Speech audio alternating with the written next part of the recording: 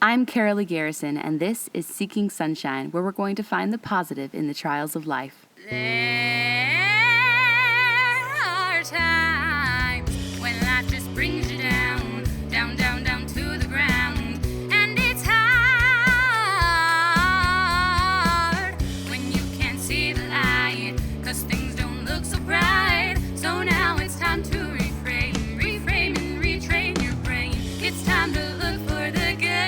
You know that you should. Why don't you join me? 'Cause I'm seeking sunshine. I'm seeking sunshine. I'm seeking sunshine. Oh, oh, oh. I'm seeking sunshine. I'm seeking sunshine. I'm seeking sunshine. I'm seeking sunshine. Welcome back to Seeking Sunshine. Today we have a truly incredible guest that I am so excited to hear from. Joanna Jones is currently playing Eliza Hamilton on Broadway. She is an absolutely incredible performer. She also is the lead singer of a band called Wymona, whose song is currently featured on a Dell commercial, and I'm sure you've heard it. It is everywhere. You'll definitely have to go look her up. She is truly amazing, and she's here to share her story with us. I'm so excited that you're here. It's like Yeah, amazing. thanks for having You're like all me. famous now, and like Ew, not even a little. Not even you're a little. totally all famous now. No. You have a you have a Dell commercial with your song. Like I've listened to your band as I'm working out on Spotify. Like you're totally awesome. Yeah, your music's amazing, and you're like living the dream. And Oh, well, I'm I've been blessed for sure. I'm really thankful. But I literally most of the time don't know what I'm doing. Just going with the Isn't flow, that you know? just life though? Like Yeah. you're like I was saying this the other day, like they just like threw us into adulthood and we're like, okay, go. And I'm like, I don't know what I'm doing. And like, do you still feel like a child inside? Yeah. Mm-hmm. Yeah. Totally. I'm like, I'm still figuring all this out, and I feel like I didn't really get trained on the adulting part of life. And I know. And it's not fun. Being an adult is not fun sometimes. No, it can be really brutal. But then there's also fun parts. Yes. Where we get to like do what we want sometimes, sort of. Yeah, and I feel like at this age, at least for me and from people that are this age as well, I feel like you start to finally like know yourself better than ever. Yeah. Especially than when you were a child, and just like have a better sense of who you are, and so that's nice. So true. Well, and I guess I should mention just for the recording that we are like the same exact age. Like your birthday's the day after mine. Do you know that? Because your birthday really? Your birthday's April 10th, right? Yeah. And mine's April 9th. Of 1990? Oh my God, we're aging ourselves. I know. Wow. Wow. Oh my gosh, Yeah. that's so cool. I don't know why I remember that, but I remember that from high school.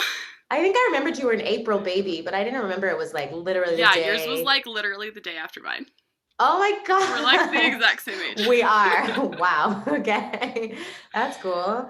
And I know that like, I mean, you're here like living the dream, but you can't like live the dream without sacrifice. Like there's no way. You can't make it. Like there's no way to do that without sacrificing, I'm sure, a lot. So tell us your story. I'm excited to hear it.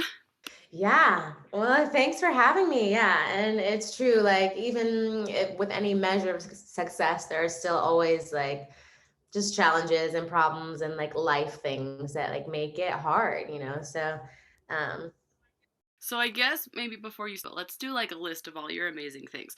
So you're the lead singer of Wymona and Unlike Pluto. Are they two different bands? So they're kind of the same. It's the same guy. So it started off as like Unlike Pluto featuring me, but because we were doing so much together, we decided to just make it Wymona, and that was our duo project.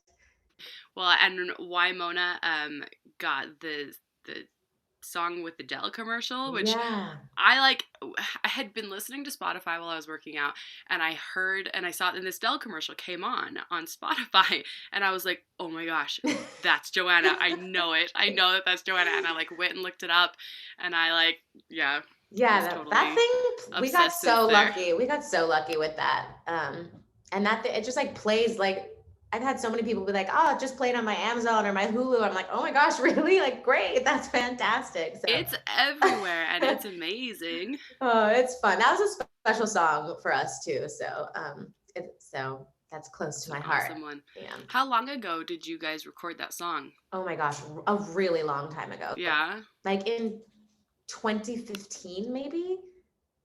Which in my brain, I'm like, wasn't that last year? Right. Oh my. Hello. Yeah. Like, when did 2022 become a thing? Like, I'm still Well, stuck in time like is forever ago. accelerating. Time is accelerating. That's what it feels like. Seriously. Well, and so now, so you've been on Broadway in New York, and now are you currently Eliza in LA, or I is that am. on pause? Well, yes, it's both. Okay. We are on pause. We've been on hiatus since Christmas week, just because with all the COVID stuff. COVID's been insane. It's been pretty insane. We dealt with an outbreak in our cast, and it was just, Omicron was crazy, and so I think we just had to shut it down for a few weeks. And so I've been off for a while, but we're actually going back next week. Yay! Yeah, but then we're gonna end up closing in March, like March 20th. So we just have about 6 weeks of performances left. So I'm going to clarify, because I'm talking too fast and I know all the things. Joanna plays one of the biggest roles in history. She plays Eliza Hamilton in Hamilton, which is just amazing. It's cool. So you know the show then. Have you seen it ever, or you just know the soundtrack, or you saw it? Yeah, well, okay, I've never seen it live, but I've obviously watched the Disney Plus. Yeah, it's good. Recording a million times. My husband started listening to the soundtrack really when it first came out, and I was like, I don't really yeah, do rap. Yeah, not really into rap, but eventually he listened to it enough times that I was like, okay, and I got into it and started listening to it myself, and yeah, I love it. It's incredible. Lin-Manuel Miranda's a genius, and he is. Now everyone's obsessed with Encanto. And oh, I haven't seen that yet. I need to see that. You haven't seen Encanto? Oh, it's brilliant.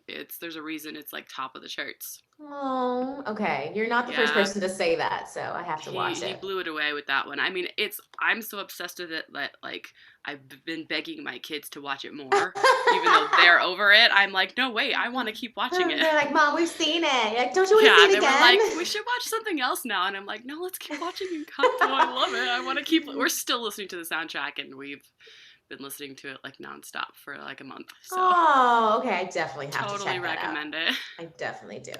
Yeah. All right, so I'm totally going to use Sidetracked, but if you want to start from wherever you feel like in your story is a good place to start. Sure. I don't even know where to start, but I'll try to just touch on every phase of what my life has been, I guess. Awesome. I grew up on the Central Coast of California, small town gal, as you know what life is like out there.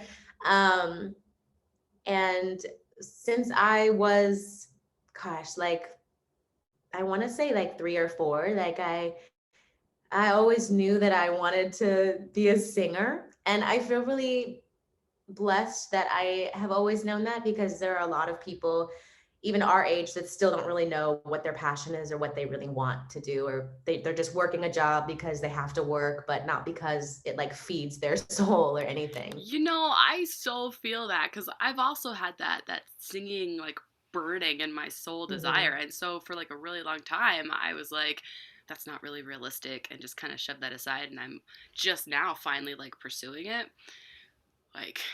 And it's a thing, but I totally that burning desire, but then so many people just go, well, I have to do something realistic, and I can't do what I really want to. Yeah, and that is so sad. So I'm really glad that you are now pursuing that, because if it's who you are, then you have to do it, But I mean, some people don't even know what they're passionate about, and that's even sadder to me. So I do feel really lucky that I've always been I know that I want this. And so that at least I didn't have to wonder. I just always was going down one path.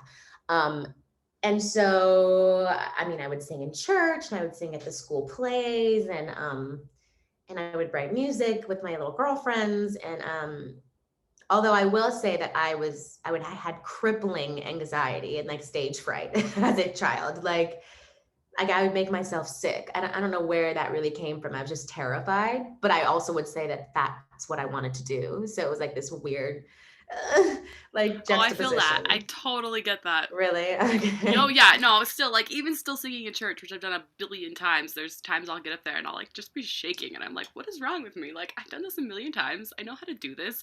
No one cares. It's church. They're all Yeah, gonna say it's great no matter what because it's exactly. church. Yeah. Like and yet like my body will just like shake, and I'm like, come on. Don't you hate that? It feels so out of your control. It's like you don't want that to happen, but your body is just doing that, and your mouth goes Yeah. all dry, and then you start like your voice is quivering, and it's just like, oh, can I just get past that?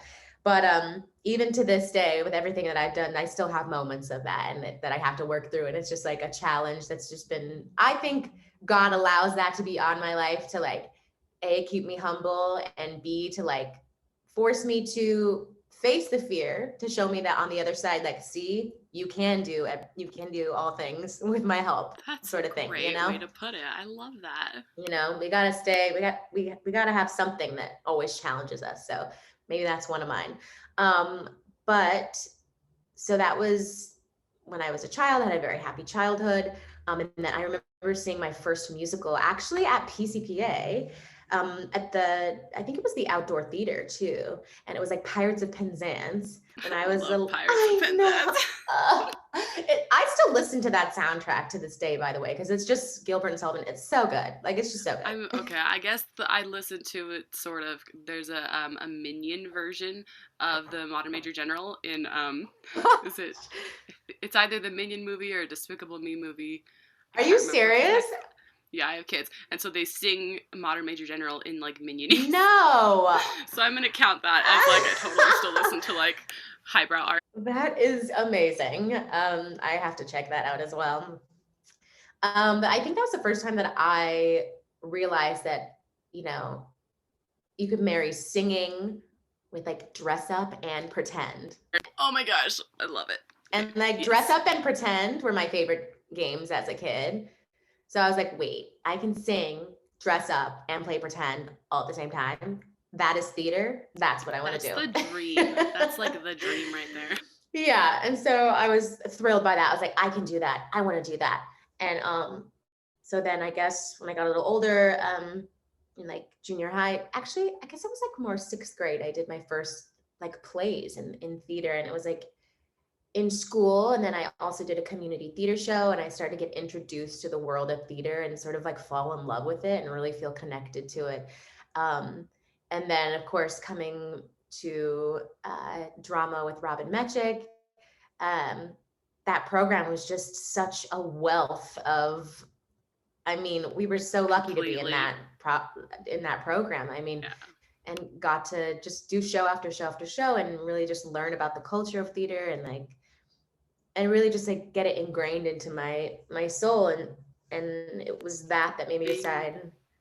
Being in that program was like life. Like it like took over your lives, but in like, well, I guess our lives, but in like a great way. Like it was like a huge family, and like in the best awesome. In the best way. Like, I'm so thankful for that, like it made us feel like we were professionals. Like she created that world for us, which was amazing. And so because of that, I decided to go to UCLA and continue that education and study musical theater there. And so that's what I did. And that was great. It was also really challenging. But I learned so much from that program. And a couple of like really cool opportunities arose while I was studying there. One of them being the Sing Off on NBC. Got to this really yes, I didn't even mention that at the beginning. We totally watched you. Oh my gosh, yeah, that just sort of came out of nowhere because I was already in the a cappella world in my own university, and then sort of joined forces with some kids from this group at USC, and we made it onto this competitive television show. And like, I was terrified, didn't know what I was doing, but just sort of like trusted my gut, and you it rocked was great. it. Like you were amazing. Thank you. So that was really cool. And like, that was like another fear that I faced. I was like, oh, okay, this is really cool. Like maybe like there's so much more for me to discover, like in this like industry. I just want to work and I want to get out there. But I was still in school. And then like over the summer, I had the opportunity to do a couple of shows at PCPA, which is kind of a full circle moment for me. And then from there, I met my first agents. And so it was my senior year of UCLA. And I had my first agents, a little boutique agency, and they had me go on this audition for this show in London. And for whatever reason, God knows, like I booked that show. And I was like, well, I'm about to go into senior year. Like, I don't really know, like, what am I supposed to do? Just leave UCLA? And I don't know, it was really scary. And I wasn't sure that UCLA would even allow me to leave early. Like, but everything eventually sort of fell into place. And I felt like it was the right thing for me to do to go. Was it a Broadway show? It's, Remind me. well, yes, but it's England's version of Broadway, which is called the West End. And so, yes. Okay. Yeah. And you have family there, right? Yeah. So my mom's British, and we're not from London. We're from a couple hours north up the countryside, but it's just a train ride away. And so that was another reason I was like, well, this is cool. I'm just like going to like my mom's country for a year. Like, that's cool. And doing like England's version of Broadway. I was like, this is unexpected, but like it's an adventure, and everything was lining up to where it made sense to go. So I went. Really, really cool. Yeah. So it was scary, but what show was it? Yeah, it was called Thriller Live, and it was a Michael Jackson show. Yeah. That's awesome. How fun. Yeah, and like full disclosure, like at that age, like I really did not know a lot of his songs. Like I didn't really grow up, we didn't really listen to him a lot in my household. I was gonna say we're a little older than that, or younger than younger, that. Yeah, younger than that. And also I feel like mostly we were listening to like, at least in my family, we were listening to like Christian music. Yeah. Oh, okay. And Christian we listened music. to show tunes. Okay. My family listened to country. Oh, okay. Yeah, we did not listen to popular music. Yeah, I don't know. I just was like a little sheltered from some of like cultural things. So like I had to like be educated on Michael Jackson when I went out there for that. And everyone in the show was just obsessed with him. And I was like, wow, I didn't know that this was such a thing. I felt so ignorant, but then I learned. But it was really a wonderful experience because I got to apply everything I had just trained for at UCLA straight into that job. And so like, it was just like on the job training in it. I mean, there's nothing better than just like doing it and being like, oh, learning on the job. And I was like, okay, I learned that in school. I know what to do here. And so that was amazing. And it was also a very coming of age year for me. You know, I was only like 21 or something like that. And I don't know, it was the first time I had really been like that removed from like my family unit. And so I was just like living alone in London, doing this show, making new friends, and becoming an adult on my own. And so it was really awesome. And from there, like I got to do some other traveling. Like the show went to Tokyo, so I got to be in Japan for a little while. Like that's way cool. I know. Oh, so rad. Got to like go over to like Paris and Ireland, and I don't know, just, and I've always had like a deep burning desire to travel. So those moments were super special to me. Yeah. And so I did that for a year. And then I came back to the States in 2013. And I was just kind of like starting from scratch at that point. I was like, well, now I'm back in LA, not as a student. I don't know what that's like. And I don't have any like American credits. I don't really know like where to start, but I had my agents still. So they started, you know, sending me out for things. And I ended up booking a job at Disneyland. And got to be in a show there, like in. How awesome! Yeah. So they had a theater out there called the Fantasyland Theater. So I was in a show out there, and that was exciting. And I also booked my first sort of like Los Angeles regional musical theater production. It was with this company called 3D Theatricals, but it was a big deal because I was starting to now like make points towards getting my equity card.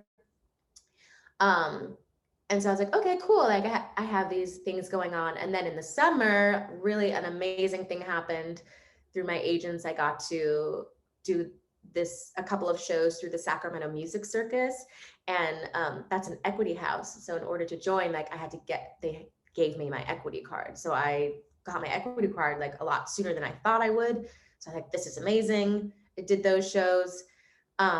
And then I got involved with this amazing theatrical group in Los Angeles called For the Record Live. And they pump out all these amazing shows having to do with film directors, and they create a show around the film director, and the show involves us like acting out scenes from the films, but also singing the soundtracks of the films and like sort of weaving them all together into like one thematic story. So like, Cool. yeah, so like I did the Baz Luhrmann one, and I played Daisy from The Oh Great yes. Gatsby. Okay, Yeah, we saw. yeah. I've seen videos of it. I like couldn't go in person, but I totally have seen your videos of that. And every time I Yeah. hear that song, I think of you. Also, every Oh, time I hear the Scrub song, I think of oh, you. Because oh my gosh. I had never heard that song until I heard you sing it. So now every Really? time that I hear it on the radio, yeah, because I don't know, The just was listening original? to that. Oh, Mm-hmm. yes, same. Oh So my I heard gosh. your version first, and so now every time I hear the original, I think of you. Oh my gosh, that's amazing. Yeah, that was, oh, I love that song. That was one of our first ones together as well.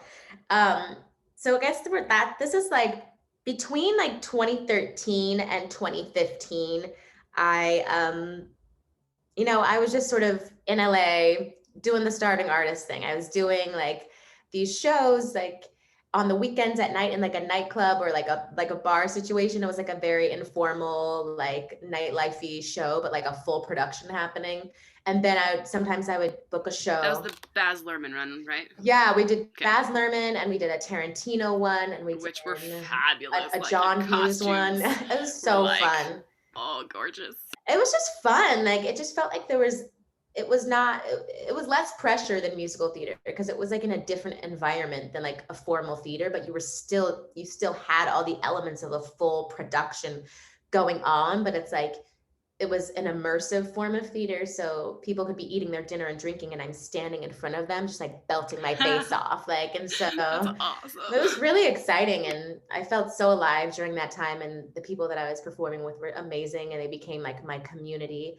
And I actually found my manager that way as well. And I've been with him ever since, and he's been a rock for me as well. And so, in between doing that and like doing some other regional shows, like I got to do hair at the Hollywood Bowl, and I got to do Kiss Me Kate at the Pasadena Playhouse.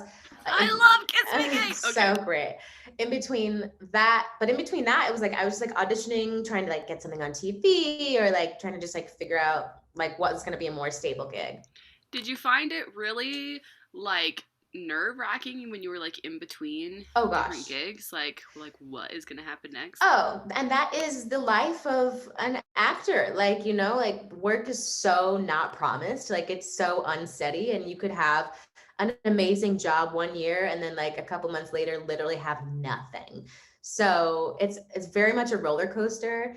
And so it's really challenging. And it's challenging like in those moments when you've gone for like months and months without a job, then it does have an effect on your psyche, and it does start to feel like maybe I should not be doing this anymore. Like maybe I should get a real job, How do you like keep up hope during those moments?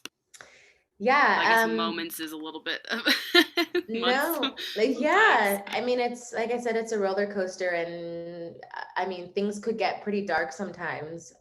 But I don't know. I guess I learned that in those moments, like you're the only one who can pull yourself out of that, first of all. So it's like you're responsible for your own happiness, and you can't put all of your happiness and worth into whether or not you've booked a job. So there have to be things outside of that that make you happy and fulfill you as well.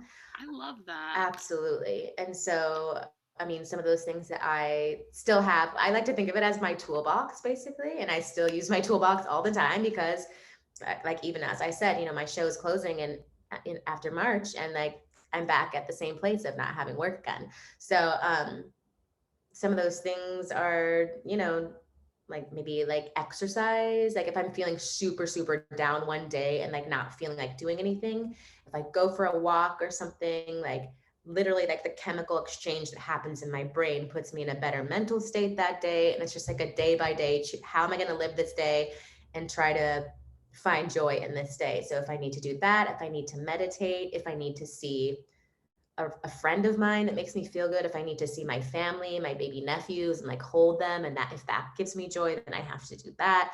And like coming up with hobbies as well. Like I started to get into indoor plants and some gardening and stuff like that. And that is really therapeutic for me as well. But then on an artistic level, what really saved me was like having music as like my little side thing that I was doing. So that happened in that period of like between like 2014 and 2015. I met um, Armand, or Unlike Pluto, basically, because I happened to meet a friend through one of the shows I was doing who was like, hey, want to maybe try and like write some stuff together? Like I have access to this studio in Hollywood. And so I would go and we would just mess around in the studio and I would try out things that like I had been writing on my own and stuff like that. And that felt incredible to me to like have something that had been in my mind be put down like and made real, and so that I could hear it. I was like, this is the best feeling ever. Like I feel so fulfilled doing this. Really is. I know. I'm working on my album right now. I know. Original stuff, and like that is like to take something that just like was in your head and make it real. It's a real, like, it's like giving birth to this like thing, and it's really like fulfilling and amazing and therapeutic. Oh, there's nothing like it. You just feel like the most like yourself.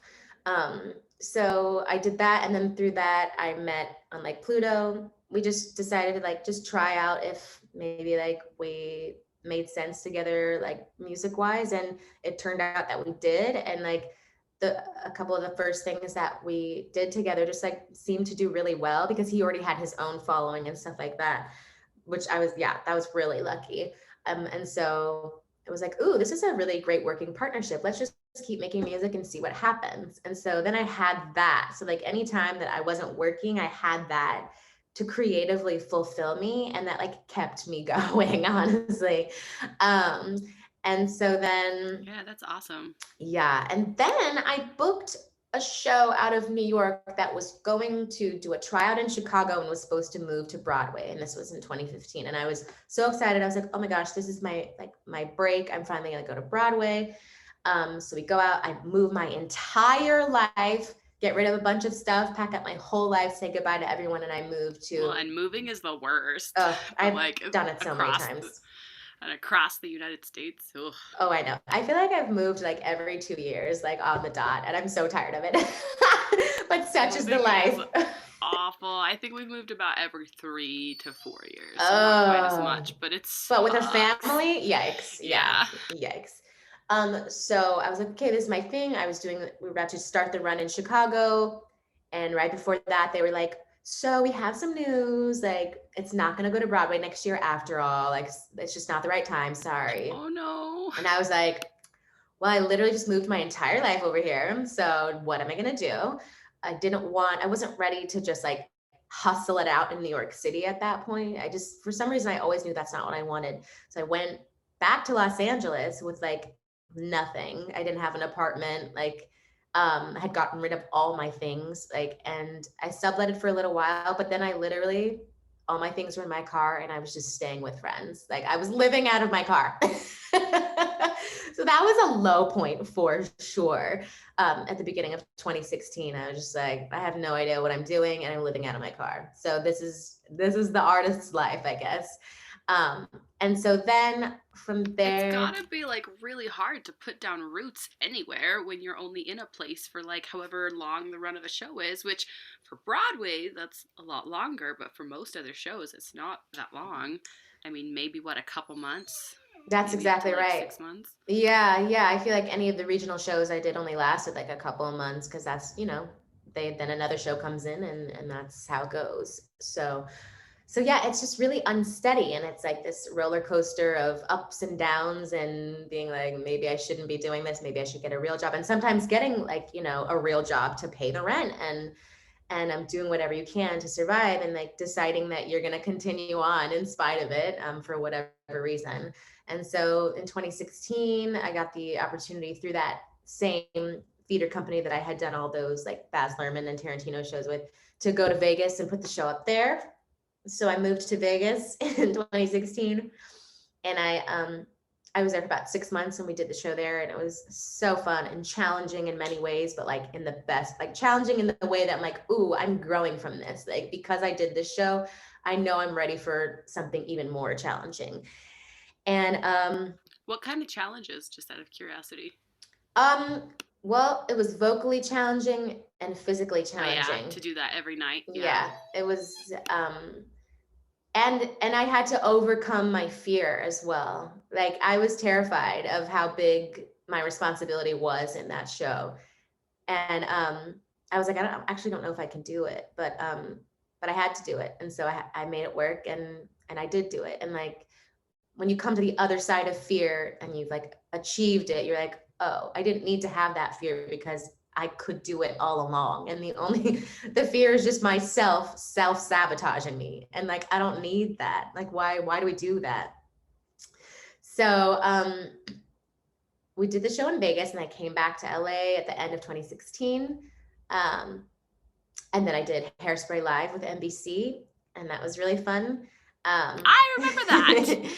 Yeah, that was a challenge as well because I was cast like as a dancer, and like I don't call myself a dancer, but I've been cast a couple of times in shows as a dancer, and I think it's hilarious that I can just fake it till I make it. But that was challenging and really fun.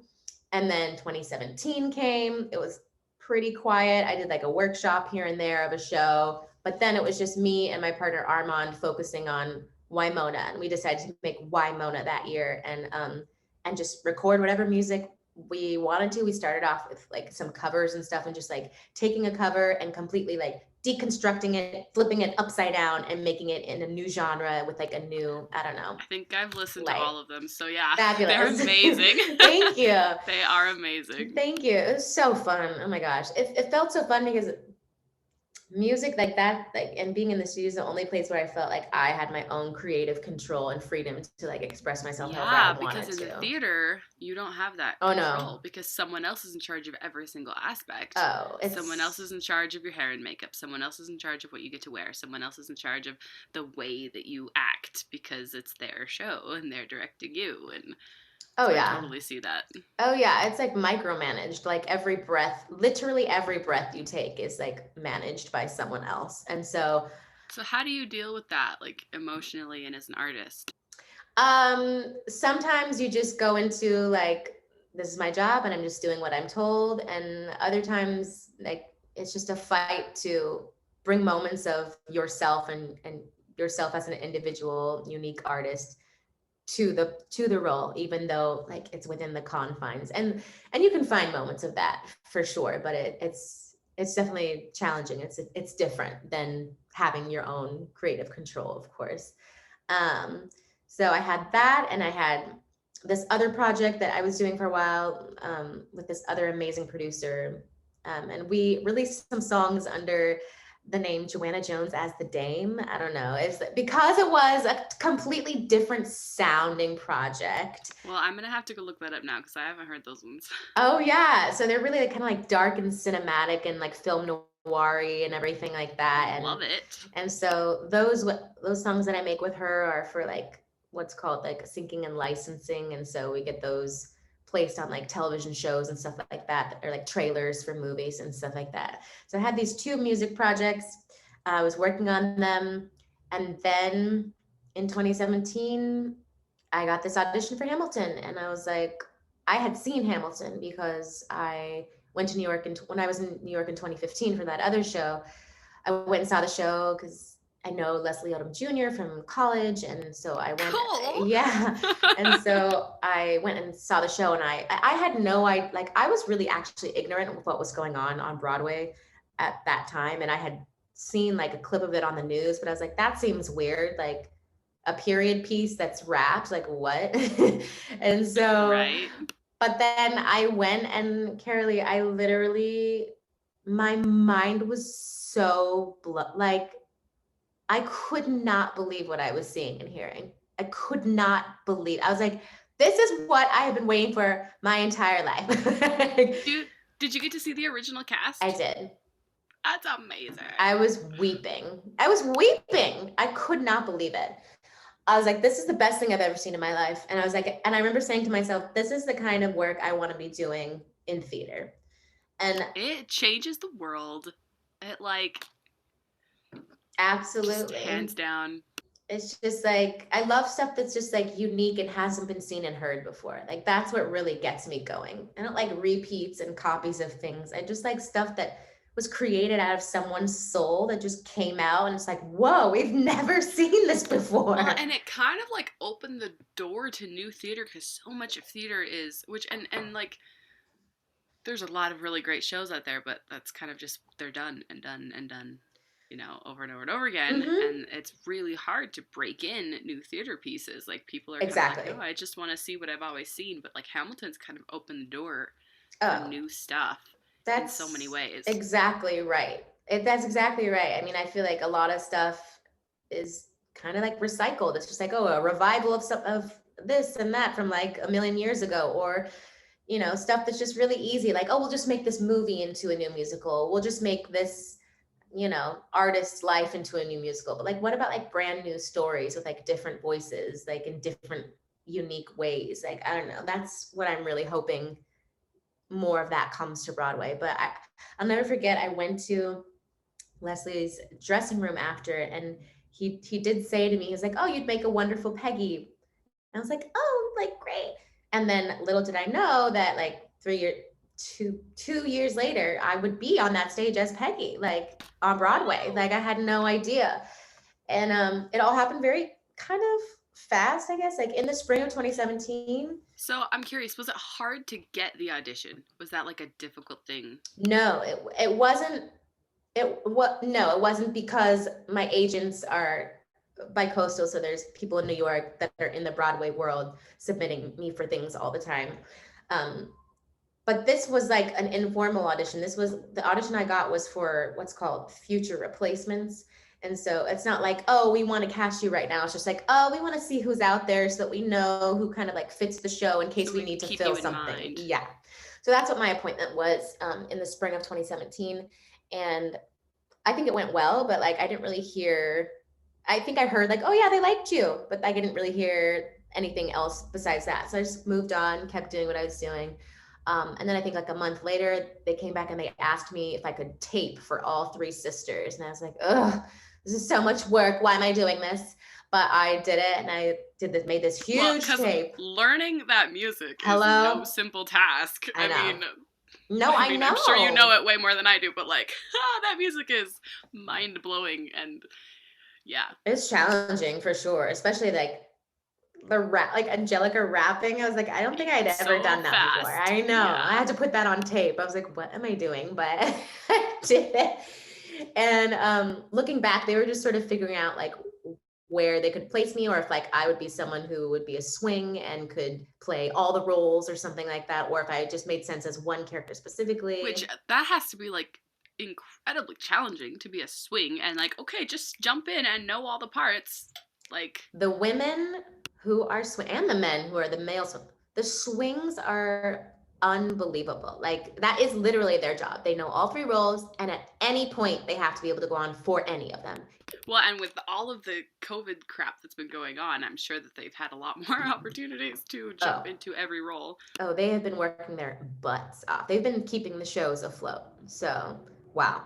I could never do that job, actually. I would have a meltdown. I know I would. But so I did that tape, and then radio silence, I feel like, for like 2 months. And then in the summer, out of nowhere, I get this call from my agent being like, so they want you to fly to New York for your final callbacks for Broadway next week. I was like, excuse me? What? You're like, what? What? Internally freaking out? Oh, absolutely. Trying not to like get my hopes up. I was like, no, this is probably not going to happen, but you know, whatever, just go. It's an experience. Whatever happens, happens. God's in control. But they did emphasize like someone's leaving the Broadway company, and like if you get this, like they need someone now. Like, it would have to start right away. So I was just like, oh God, okay. Well, and then what's it like to be thrown into a show that's already in production and just like, okay, pick it up faster than everyone else did? Like, it's a lonely experience. I basically, like, the Broadway production was still going on, and I was in a studio uptown with a single person and a pianist, learning the whole show alone with them. And then one day, well, and a show is drastically different when everyone's there and with all of the set and all of the costumes and all of the changes and all of the things that happen in the theater, because it's not just singing, Oh, it's not just dancing. oh no, It's there's so much more. coordinating 1,000 things all at once. Yeah, and your backstage traffic, like, okay, then I go to stage left, and then I exit here, and then I change into this, and then I come on here. Oh my gosh, it's very Well, and challenging. thankfully that Hamilton is kind of low key as far as like costumes and set changes. Yeah, it's set changes. Pretty minimalistic. Yeah, but there's the turntable, so learning it backwards. learning like a whole like partnering number in a studio that is actually going to be moving around when you're there is really trippy. So you basically rehearse with someone. I rehearsed with someone for 2 weeks, and then I knew the show at that point. I had learned everything. But then you have to have like a put-in where like everyone's called for rehearsal and you do the show with everyone once to make sure you're not going to kill anyone. And so we did that, and then bam, I was in the show, and I made my Broadway debut as Peggy Mariah. And then I was just in it for like a year or so. I took a break to do a straight play in New York City off Broadway, and then I came back to Hamilton, and then I was there, up until we decided to bring it out here.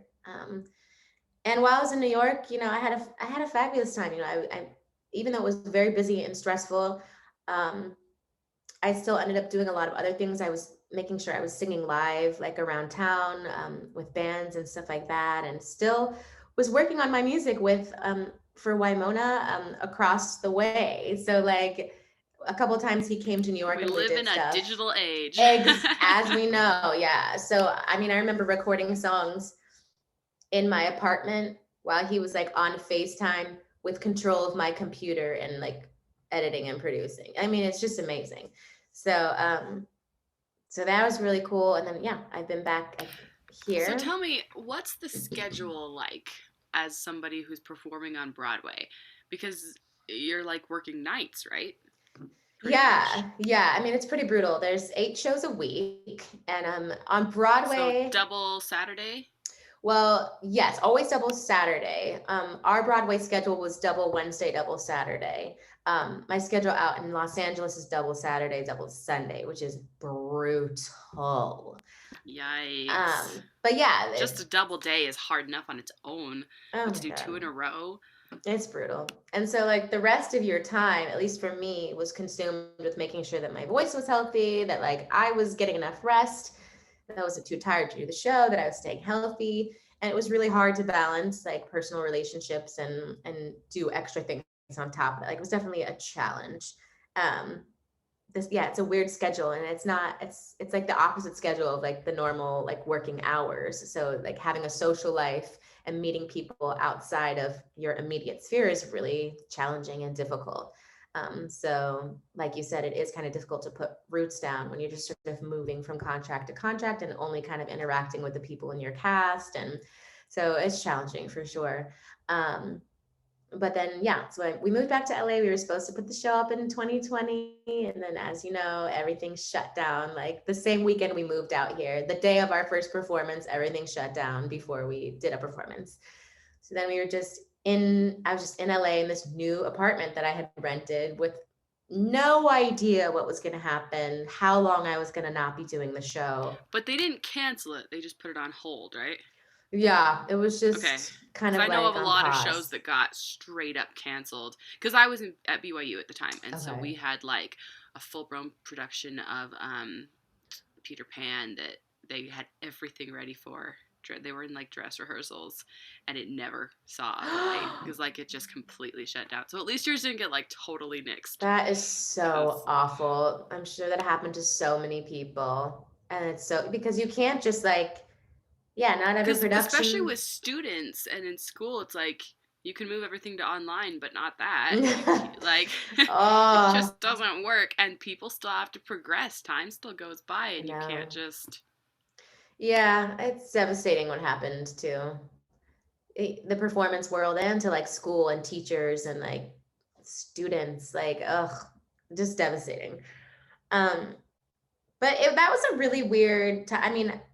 The positives that came out of that gosh, like year and a half of not working, basically, of not working. Um, I mean, I used it to just regain some like time for myself, I guess, because I had been like going like crazy for 2.5 years in New York, just like churning out show after show, 8 shows a week. Like I felt like a robot. I felt like I had like lost part of myself. So to really just like be able to sit still and regain like stillness and peace and just perspective was like, it was a really nice break for my mind and body and soul. And I just spent time reflecting and thinking and meditating and writing and sitting in nature, which was really healing, and just spending time with my family and like reconnecting with friends that like I had kind of not been able to connect with so much while I was just on this hamster wheel. And so that was really positive. And then my partner for Wymona taught me how for the first time to record my own vocals like alone in my house. And so that was a huge tool for me, because then I was able to work on music alone, and I was able to submit voiceover auditions on my own, and I was able to then have other people come to me and ask me to sing on their track, and they could just send me the track and I just record my own vocals and send it back. And so it gave me more power and like more another level of a skill set to sort of just work remotely and be more self-sustaining in those times when I didn't have work. And so that was definitely a positive thing that came out of it, of the pandemic time for me as well. Did they save your spot for you in Hamilton? Yes. So they chose to re-offer everybody their initial contract, and not everybody, was available for it anymore because it had been almost 2 years. But I was like, I want to go back and face this role, because like I was scared of this role as well. I was like, this is really scary. Like I played it on Eliza. Yeah. I played it on Broadway a couple of times because I was one of her covers, but like those times were terrifying, and it was just like a blur, like because it was under such high stress.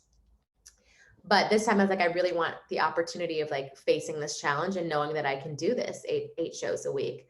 And I was terrified.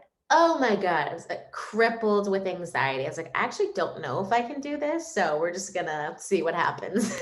So it's like a really incredible role, but it's like super duper challenging. How is it to do the same thing every single night? Like, how do you stay like inspired by this character when it kind of is so rote after a while? Oh, absolutely. Because like, even if I haven't been doing that character, I've still been hearing all the same songs for the last 5 years, So it is challenging. I can't lie. Like there are definitely times when like my body just wants to like check out, and like my body's on autopilot, just like doing the thing.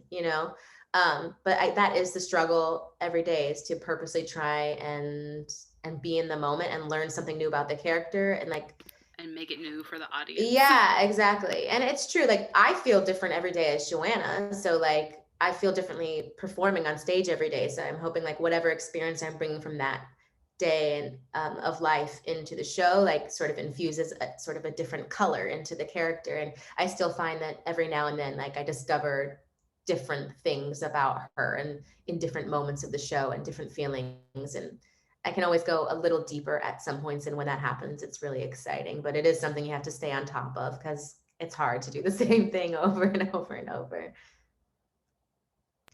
But that's amazing. I do have one other question, kind of about like keeping up hope when you don't land auditions. Oh my goodness, yeah. Because even though like I look at you and I'm like, oh my gosh, you're doing so amazing and you have all these things, surely there had to have been sometimes when you didn't land parts you really wanted, and like trying to keep like faith that like this was like meant for you to do, even when it doesn't seem like it. Oh yeah. I mean, I feel like even though it seems like I'm doing really well, I feel like most of the time it's just me like failing. Like that's what it feels like in between all those times. And I'm not good at auditioning. I'm not a good auditioner. I'm a great performer. I'm not a good auditioner. So auditioning is really challenging for me.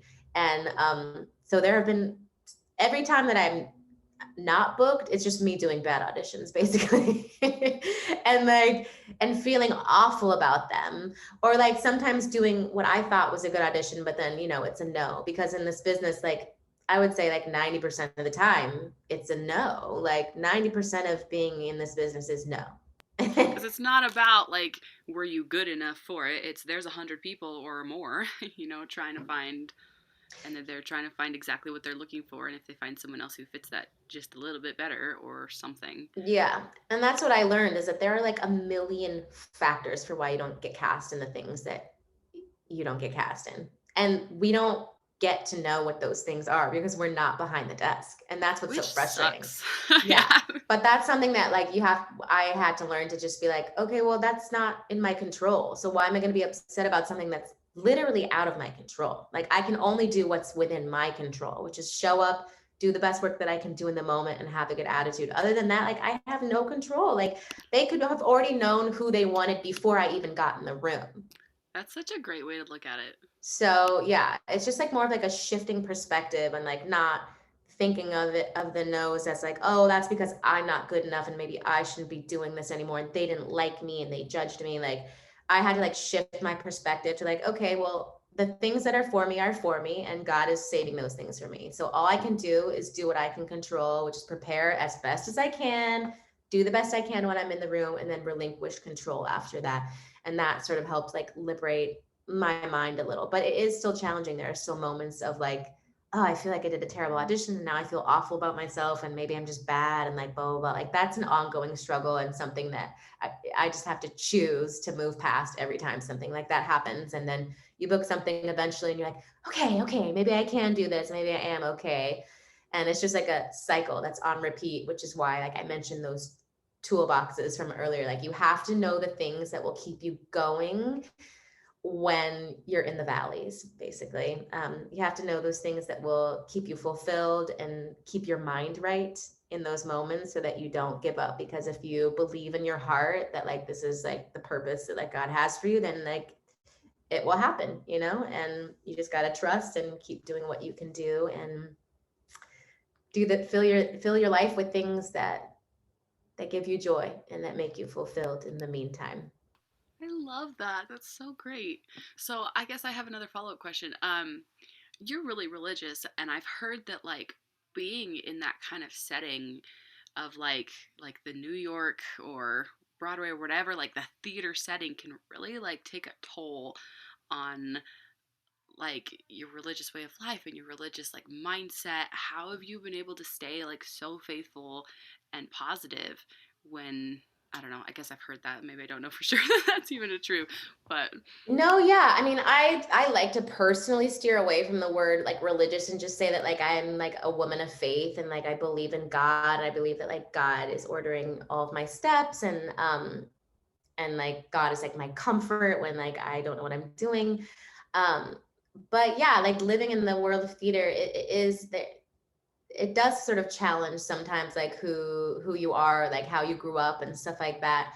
But I just like to think of it as like, if you believe in God, then like there's like a light in you, and like that is the whole purpose of like being in the world, is just like spread light to people and spread God's love and light to people. So if I'm in an environment where I'm like, oh, this feels like it's not really like me, I'm there to bring something of God's love into that room. And that's what I'm going to do just by being there, and also like, I did find that there are a lot of people who also have faith in the business as well. Like I met so many people who are like, believe in God as well. So it became like a community in that way. I would find people that, just got it, and so, yeah, it can be challenging, but I don't know. I feel like I personally am called to be able to be in that world and to just like be able to represent as much light as I can in that.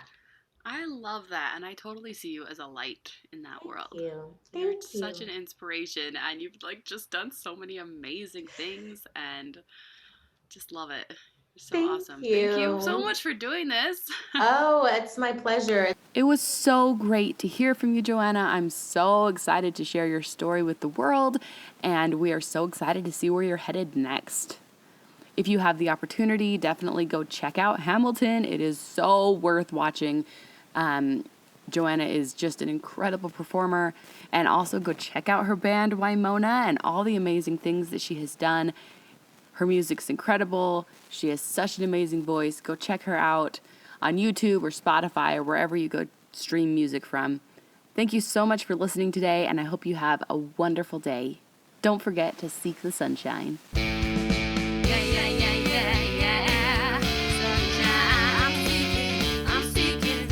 seeking